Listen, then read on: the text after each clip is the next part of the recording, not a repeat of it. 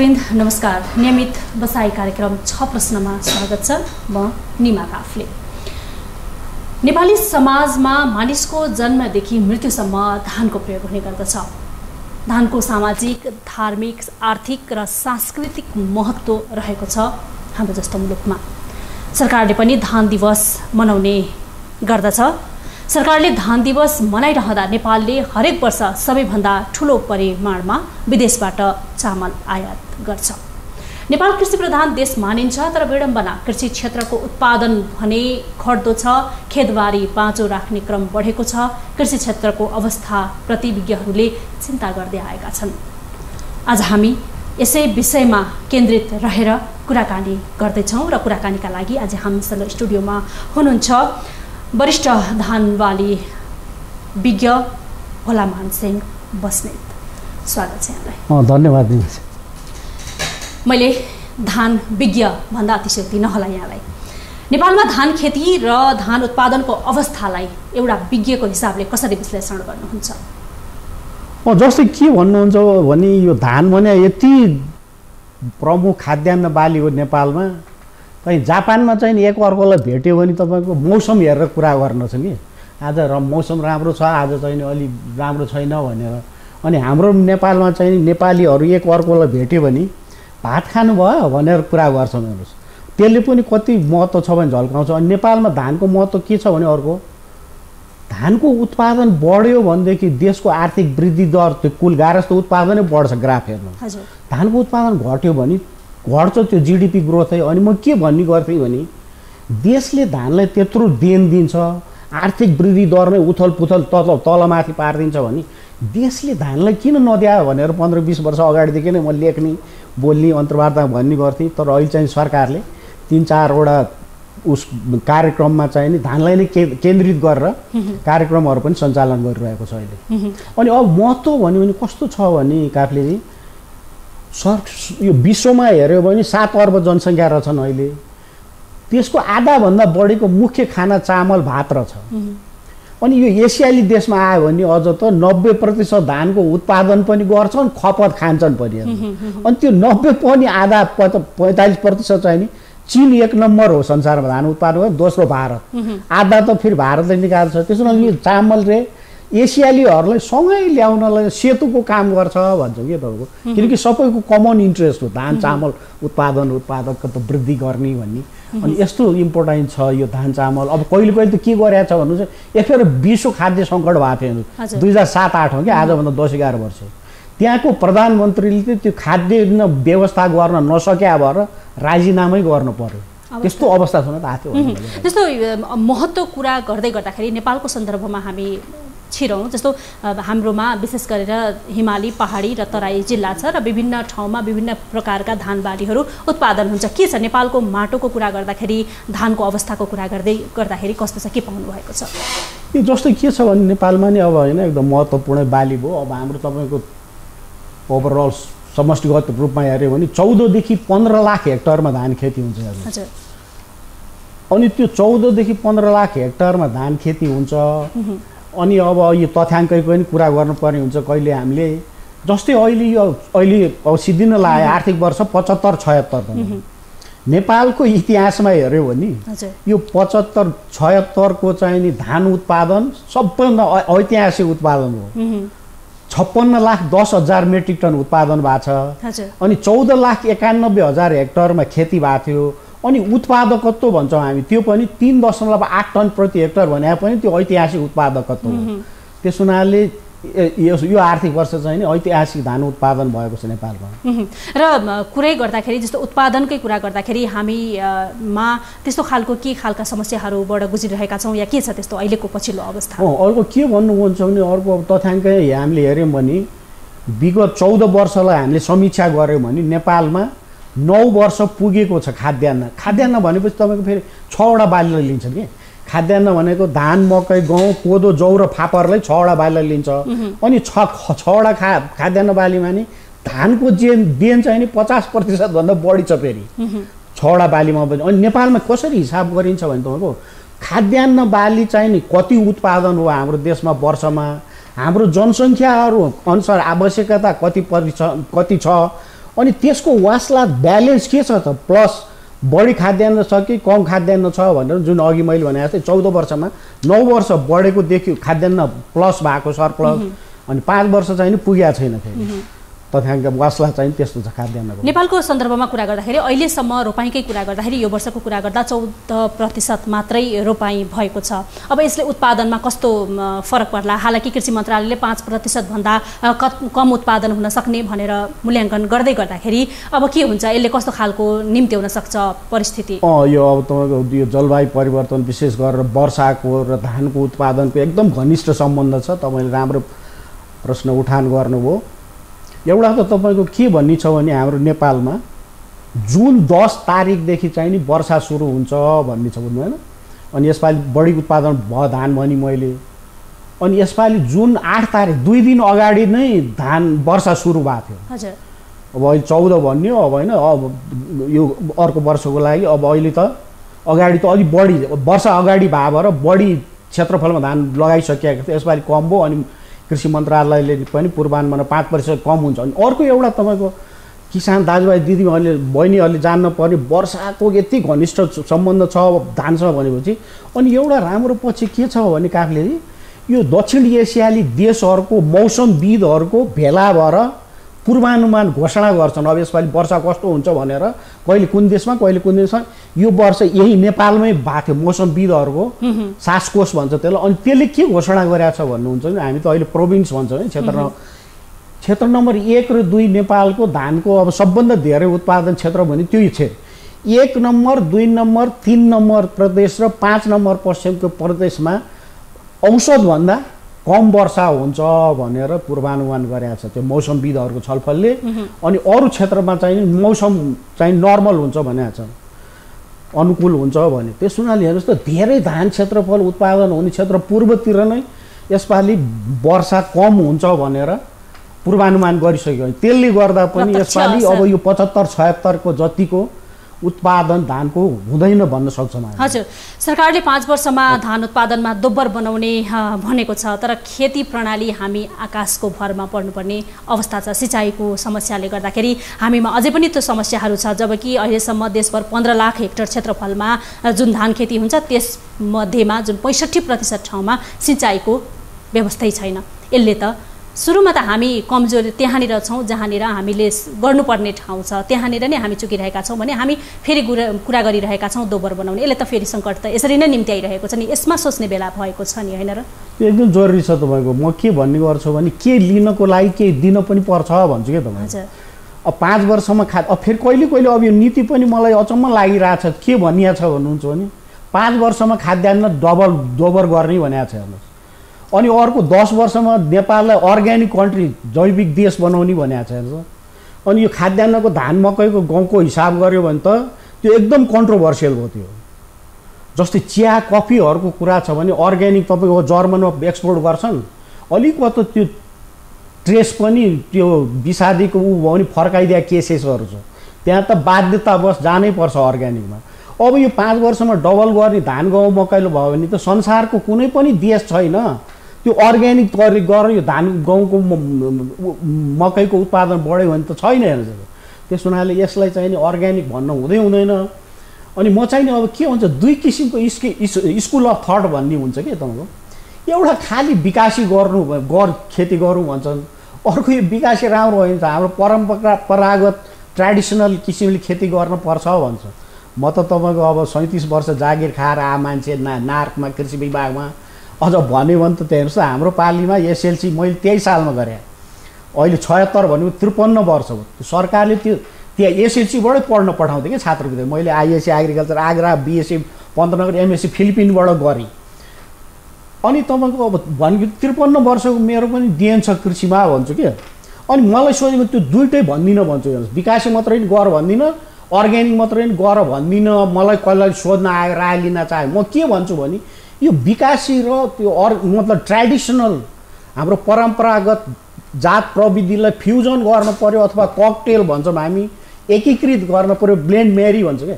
त्यसो गरे बेलामा जहिले पनि राम्रो छ। म त फेरि उदाहरण दिएर काम गर्छु, हामी त फिल्डमै काम गरेर आए मान्छे तपाईँको। जस्तो हेर्नुहोस् त यो मध्य पहाडमा खुमलचार भन्ने धान एकदम पपुलर छ।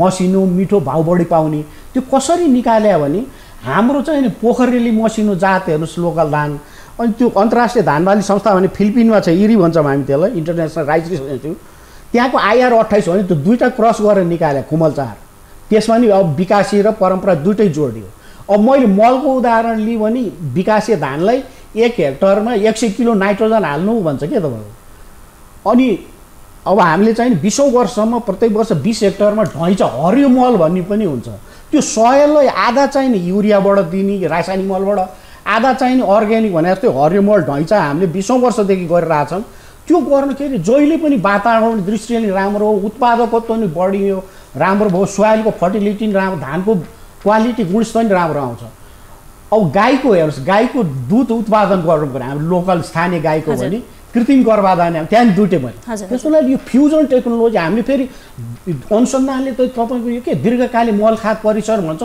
25-30 वर्षदेखि विभिन्न उपचार गर्दै आउँदाखेरि त्यसको निष्कर्ष मात्र के छ भने त्यहाँ पनि त्यो दुईटा मिलायो भने राम्रो भएको त्यसो हुनाले हाम्रो फ्युजन ककटेल एकीकृत हुनुपर्छ नेसनल पोलिसी भन्नेमा विज्ञ हो म हजुर म यहाँसँग फेरि यो कुरामा आउँछु दर्शकवृन्द 6 प्रश्न अझै बाँकी छ अहिलेलाई ब्रेक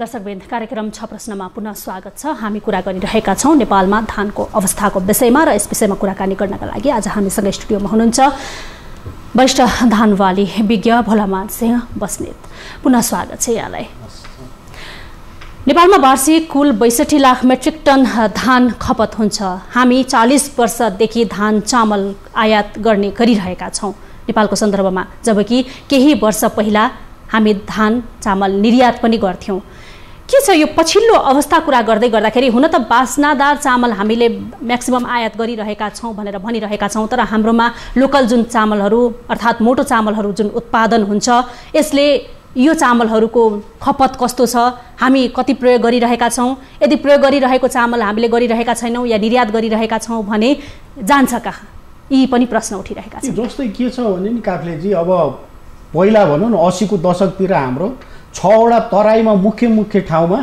धान चामल निर्यात कम्पनी भनेर अफिस नेपाल सरकारले खोलेको थियो अब अहिले यो आयात गरिरहेछ पहिला अब निर्यात गर्ने अहिले आयात गर्ने के हो भन्ने प्रश्नहरू पनि कति तपाईँले अहिले गर्नु भएको त्यही हो अनि म चाहिँ नि के भन्छु भने एउटा धेरै कारण आउँछन् अब त्यसमा किनभने एउटा जनसङ्ख्याको उदाहरण दिन्छु कहिले आजभन्दा 200 वर्ष अगाडि हेर्नुहोस् है आजभन्दा 200 वर्ष अगाडि संसारको जनसङ्ख्या संसारभरिको जनसङ्ख्या अहिले भारत एउटा देशभन्दा पनि कम थियो अरे कति एक्सप्लोजन विस्फोटन भएर जान्छ हाम्रो नेपालमा नि अब 30 वर्षको तथ्याङ्क हेऱ्यो भने त्यो जनसङ्ख्या डबल 2 गुणा बढेको छ अनि अब तपाईँको के छ भने हेर्नुहोस् जनसङ्ख्या बढ्दै जाने खेती गर्ने जमिन घट्दै जाने अनि बाँझो हुने काम गर्ने युवाहरू गल्फ कन्ट्रीतिर लाग्ने प्लटिङ सिस्टम अनि त्यस्तो बुढाबुढी केटकेटी मात्रै बाँकी भयो भन्ने आइरहेछ अहिले के वास्तविकता त्यही छ अनि तपाईँले भने जस्तो यो आयात गरे चाहिँ धेरै के भइरहेछ भने एउटा भर्सन चाहिँ नि त्यो मिठो मसिनो होइन अहिले बास्नादारहरू त्यो महँगो पनि हुन्छ त्यो आयात भएर यो 2 अर्बभन्दा बढीको प्रत्येक महिनामा आयात भइरहेछ भन्छ अनि अर्को मलाई चाहिँ फेरि के लाग्छ भने अब कर्णालीतिर भनौँ न त्यहाँ त जमिनी थोरै छ धान खेती गर्नु जहिले पनि भोकमरीको अवस्था पनि छ अनि त्यहाँ त तपाईँको त्यहाँका जनताले नेपालीहरूले त मलाई मिठो मसिनो बास्नादार चाहियो त भनेको छैन उहाँहरूले त साधारण खाले मलाई हामीलाई चामल चाहियो भने हुन्छ अब फेरि अब एउटा मेरो सुझाव यहाँ के छ भने कर्णालीवासी दाजुभाइ दिदीबहिनीहरूलाई पनि हामीले एउटा त खाद्य सुरक्षाको हिसाबले पेट भर्ने कुरा गर्छौँ अर्को त्यो पेट भरेर मात्रै होइन पोषण सुरक्षा हाम्रो स्वास्थ्यको लागि त्यो हामीले खाना खामा कतिको छ भन्ने पनि हिसाब गर्नु जस्तै कर्णालीको हेर्नुहोस् त कति राम्रो बालीहरू छन् त्यहाँ कोदो भयो जौ फापर कागुनो भन्छौँ हामी होइन त्यसको तपाईँको लट्टे भन्छौँ चिनो भन्छौँ त्यो एकदम धेरै पोषक तत्त्व भएको बालीहरू हो त्यहाँ फल्छ कर्णाली अञ्चलमा होइन जुम्ला हुम्लातिर तर उहाँहरूलाई फेरि भातै चाहियो चामलै चाहियो भन्ने कुराहरू आइरहेछ अनि एउटा वर्ल्ड फुड प्रोग्राम भन्ने छ क्या संयुक्त राष्ट्रको नेपालमा एउटा त्यहाँको प्रमुख विदा भएर जाँदाखेरि यस्तै गोष्ठी एउटा गरेका थिएँ अनि मैले उहाँलाई के एउटा प्रश्न गरेँ भने तपाईँहरूले त हेलिकप्टरबाट त्यहाँ कर्णाली अञ्चलमा धानका बोरा झार्दै हुन्छ अब यस्ता बालीहरूलाई पनि बढाउने अथवा तिनै पनि धान हुन्छ त्यसलाई उत्पादक बढाउने कार्यक्रम किन गरिरहनु भएको छैन भनेर उहाँले के जवाफ दिनु भन्नु अब मागै चामलको छ हामी के गर्नु भनेर अनि चामलै लगिरहेको भन्दै गर्दाखेरि मैले अर्कै कुरामा जोडेँ हजुर जस्तो मोटो चामलहरू हामीले उत्पादन गरिरहेका छौँ त्यो राम्रो पनि उत्पादन भइरहेको छ भनेर भनिरहेका छ तर हाम्रो भान्सामा पाक्ने मसिनो चामल बास्नेदार चामल नै छ भनेपछि फेरि पनि म यो प्रश्नमा आएँ हामीले आयात कि चामलको नाममा अरूने गरिरहेका छौँ कि किनभने हामीले त्यस्तो ठाउँमा हामीले मोटो चामल पनि पुर्याउन सकेका छैनौँ हाम्रै उत्पादन भएको कि मोटो चामल नै हामीले नै खाइरहेका हौँ कि के हो अवस्था के देख्नुहुन्छ तपाईँ होइन फेरि त ओभरअल यसो समष्टि गर्दा हेऱ्यो भने हाम्रो नेपालीहरूको तपाईँको अलि बढी भनौँ न आय स्तर बढी हुने अलि धनाढ्य अथवा मध्य धनाढ्य वर्गहरू भने धनीहरू त धेरै कम छन् नि तपाईँको होइन ओभरअल देशको जनसङ्ख्या हेऱ्यो भने त्यो मिठो मसिनो खाने भने त्यस्तै आय आर्जन बढी हुनेहरूले धेरै खपत गर्ने हो नत्र सर्वसाधारणको त हाम्रो फेरि आर्थिक स्थिति राम्रो छैन अनि उहाँहरूले त त्यो मिठो मसिनो बास्नादार त्यो महँगो खानुहुन्न त्यो मोटो खाले नै मध्यम मोटो खाले नै खाइरहेको हुन्छ अनि अर्को हेर्नुहोस् हाम्रो नेपालको ऐन कानुनले खाद्यान्नलाई मदिरा बनाउन पाइँदैन हेर्नुहोस् त्यो बनायो भने प्रहरीले समातेको कतिखेर त्यो फालेको भ्युटहरू फोरिदिएको केसेसहरू पनि छ तर भनिन्छ के कहिले कहिले आम सञ्चार माध्यमहरूमा आइरहेको छ कर्णाली जुम्ला हुलामा जानुभयो भने चामल चाहिँ नि पाउनुहुन्न अरे तपाईँले त्यो मदिरा चाहिँ खोज्नु भने त्यो जति पनि पाइन्छ भने कति त्यहाँ पनि डाइभर्ट भएको छ अनि एउटा तपाईँको खाद्य सुरक्षित गर्नको लागि एउटा के छ भने सरकारको नीति भएर लागू भयो भने 5-7% त्यसै खाद्यान्न बढ्ने भने पहिला परम्परागत तरिकामा हामीले ढिकीबाट कुट्थ्यौँ के धानहरू त्यसको भुसमटै हटाउने त्यसलाई अनि खैरो धान भन्छ ब्राउन राइस भन्छ अहिले पनि जुम्ला हुलामा त्यो ओखलमा कुटेर मार्सी चामलको कुराहरू आइरहेको छ त्यो खैरो धान भन्छ त्यो खैरो धान खाने चलन ब्राउन राइस खाने चलन त अहिले पनि महलहरूमा पाइन्छ 5-7% उत्पादन त्यसै बढ्छ भन्ने छ हामी त चिल्लो फेरि त्यसलाई पनि मिलमा सेलर मेसिन गरेर सेतो चामल खान्छौँ जहाँ पोषक तत्त्वहरू घटिसक्यो नेपालमा जस्तो धान खेतीको सम्भावनाको कुरा गर्दाखेरि यो वर्षको अवस्थालाई पनि हेर्ने हो भने म तथ्याङ्कको कुरा गर्दछु जस्तो 11 महिनामा चाहिँ 31 अर्ब 2 करोड 48 रुपैयाँ बराबरको चामल आयात भएको छ नेपालको सन्दर्भमा अब म फेरि सुरुकै कुरामा जोडेँ नेपालमा धान खेतीको सम्भावना कुन कुन क्षेत्रमा राम्रो छ जस्तो सरकारले चाहिँ कतिपय क्षेत्रलाई धानको पकेट क्षेत्र पनि बनाउने भनेर घोषणा गरेको छ तर यहाँ किसान फेरि मल समयमा आएन भनेर गुनासो गरिरहेका छन् रोइरहेका छन् मलकै कारणले गर्दाखेरि धान उत्पादन गर्न सकिएन या धान रोप्न सकिएन भनेर भन्दैछन् यो समग्र रूपमा भन्दाखेरि बताइदिनुहोस् न अब सरकारले सरकारवाला निकायले के गर्नुपर्छ त्यसै गरेर अब किसानले भनेको जस्तै गुनासोलाई सम्बोधन गर्ने हो या किसानले पनि केही कुराहरू सोच्नुपर्ने आवश्यकता छ के छ अब जस्तो तपाईँले राम्रै प्रश्न उठान गर्नुभयो भने चाहिँ वास्तवमा हामीले अब सरकारले गर्न के पर्छ भन्छु भने म तपाईँको